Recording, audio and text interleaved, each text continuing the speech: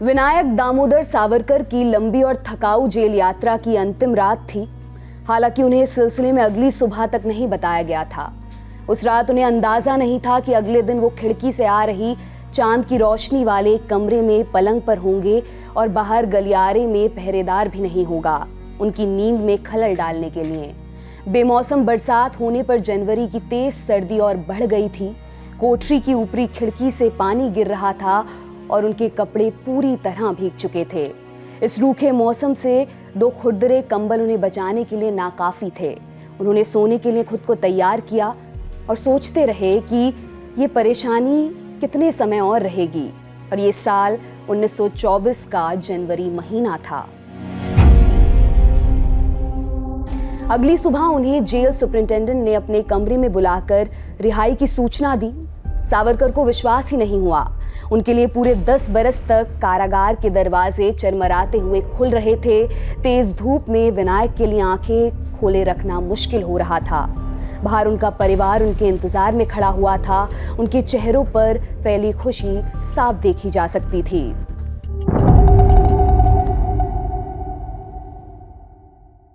नमस्कार, मेरा नाम दिव्यांशी सुमराब है। आप देख रहे हैं किताबों से जुड़ा हमारा रोजाना का प्रोग्राम किताबी बातें।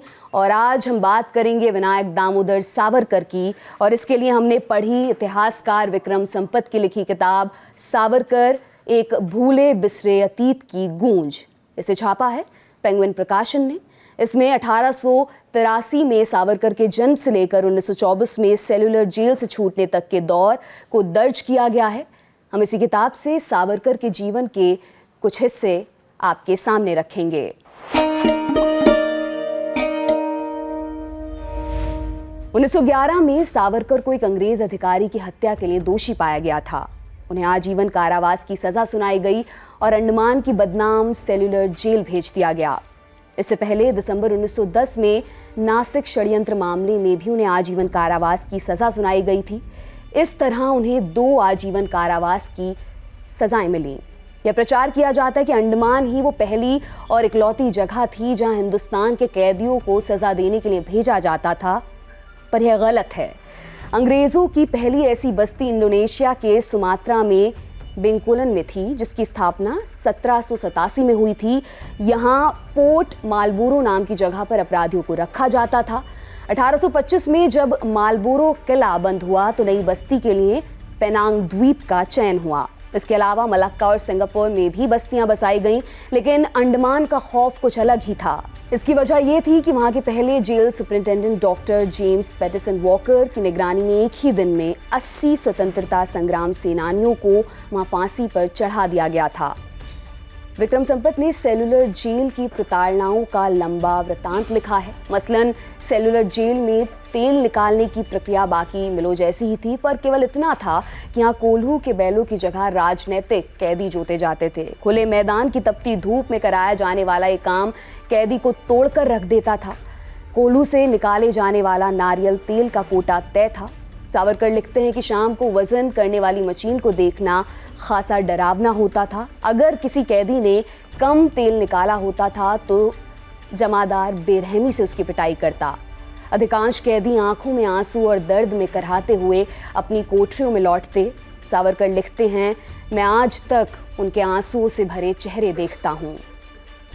सावरकर को जेल की लाइब्रेरी में पढ़ने के लिए थोड़ा बहुत समय मिल जाता था। इससे वो संतुष्ट रहते थे।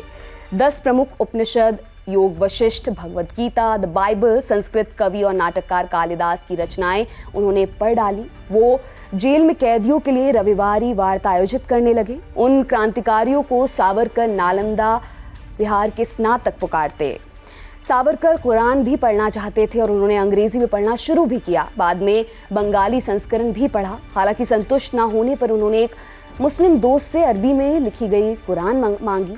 वो हाथ पैर धोकर पूरे श्रद्धा भाव से धर्म ग्रंथ पढ़ते और अपने साथी से पन्ना दर पन्ना, आयत दर आयत सुनकर हिंदी में उसका तर्जुमा करवाते थे।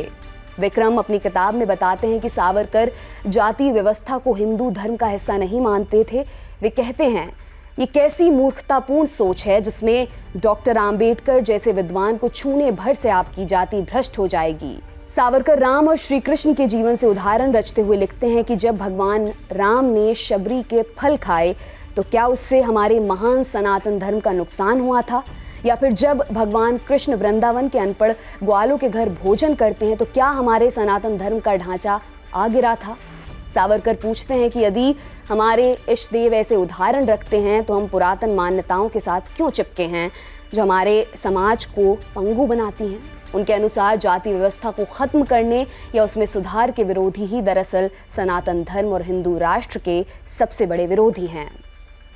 सावरकर ने काला पानी की सजा के दौरान अपनी ओर से 5 क्षमा याचिकाएं लिखी। उनके भाई गणेश सावरकर ने एक और उनकी पत्नी यमुनाबाई ने 2 क्षमा याचिकाएं भारत सरकार यानी अंग्रेजों को भेजी। सावरकर ने अपनी पहली दया याचिका में लिखा कि यदि सरकार उदारता एवं दया कर मुझे छोड़ती है तो मैं संवैधानिक सुधार और अंग्रेज सरकार के प्रति वफादार रहूंगा। विक्रम का तर्क है कि सेलुलर जेल की प्रताड़नाओं ने उनकी हिम्मत तोड़ डाली थी। वे अपनी उम्र के तीसरे दशक के उत्तरार्ध में थे, पर क्या हिम्मत टूटने पर वो अंग्रेजों की कठपुतली बन गए? विक्रम कहते हैं एकदम नहीं, क्योंकि सावरकर की नज़र में उन्होंने जेल की कार्यप्रणाली के खिलाफ याचिकाओं के दायर होने के बाद कई बार हड़ताल की थी। ये 1924 में उनकी रिहाई से पहले की बात है। किताब में सावरकर और गांधी की एक मुलाकात का भी किस्सा मिलता है। 24 अक्टूबर 1909 को लंदन में गांधी और सावरकर की मुलाकात हुई।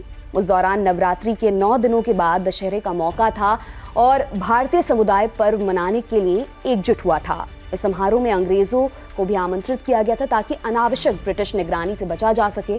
इस मौके पर करीब 70 भारतीय मौजूद थे।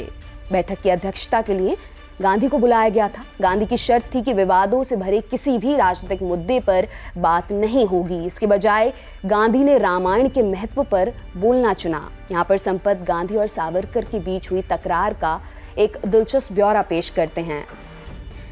अपने संबोधन में गांधी ने भारत के हर हिंदू और मुसलमान को राम, सीता और लक्ष्मण के जीवन से सीखने के लिए कहा।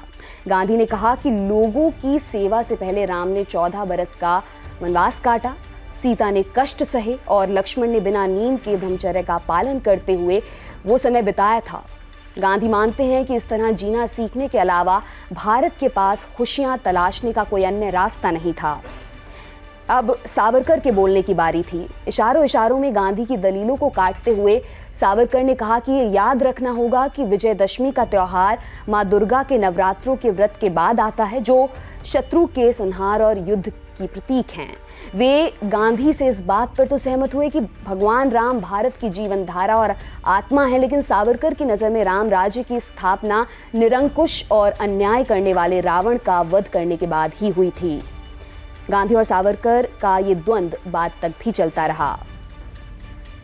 गाय एक ऐसा विवादास्पद मुद्दा है जिस पर सावरकर ने लगभग अकल्पनीय बातें कही हैं। सावरकर कहते हैं कि हमें ईश्वर या देवी जैसे शब्दों को आसानी से किसी जीव के लिए प्रयोग नहीं करना चाहिए। उनके इन शब्दों पर आप गौर कीजिए।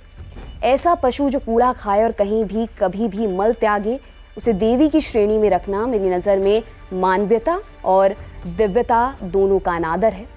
सावरकर लिखते हैं कि हिंदुत्व का प्रतीक गाय नहीं बल्कि नरसिंह है, और जो मेरे विचारों को ईशनिंदा से जोड़ते हैं उनको बता दूं कि 33 करोड़ देवी देवताओं को एक बेचारे पशु के रूप में मानकर आप ईशनिंदा के पात्र बनते हैं।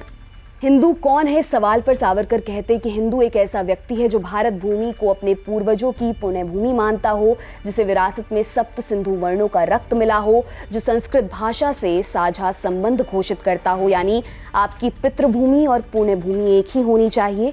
पर क्या सावरकर की यह परिभाषा मुस्लिमों और ईसाइयों को हिंदुत्व के दायरे से बाहर नहीं कर देती? संपत के अनुसार सावरकर हिंदुत्व की अपनी ही परिभाषा को खंडित करते हैं। सावरकर ने कहा कि अगर कोई व्यक्ति हिंदू संस्कृति से प्रेम करता है तो वो उसकी निजी पसंद है। सावरकर के शब्दों में, जिन्होंने मातृभूमि से अपनी पूरी भावना से प्रेम किया है और उसे अपनी पितृभूमि और पुण्यभूमि माना है, उनका हिंदू परंपरा में स्वागत किया जाएगा। सभी देशवासी और हमारे परिचित एवं संबंधी बोहरा, खोजा, मेमन और अन्य मुस्लिम व ईसाई समुदाय से निर्णय लेने के लिए आज़ाद हैं। एक ऐसा निर्णय जो प्रेम पर आधारित निर्णय हो। उन्होंने इस सिलसिले में स्वामी विवेकानंद की शिष्या सिस्टर निवेदिता और महिला अधिकार कार्यकर्ता एनी बेसेंट का उदाहरण रखा था। जैसा कि हमने शुरुआत में आपको बताया, किताब सावरकर की 1924 तक की जेल यात्रा तक ही सीमित है। इसका दूसरा खंड सावरकर एक विवादित विरासत 1966 तक उनकी मृत्यु तक जाती है। हम उस किताब पर भी किताबी बातें करने की कोशिश करेंगे। किताबी बातें का उद्देश्य है विचारों की बात हो किताबों की। इसी सिलसिले में आज हमने सावरकर की बात की। आपके लिए ये एपिसोड लेकर आए थे हमारे साथी दीपक तेंगुरिया। आज का अंक आपको कैसा लगा हमें कमेंट बॉक्स में ज़रूर बताएं। बहुत बहुत शुक्रिया।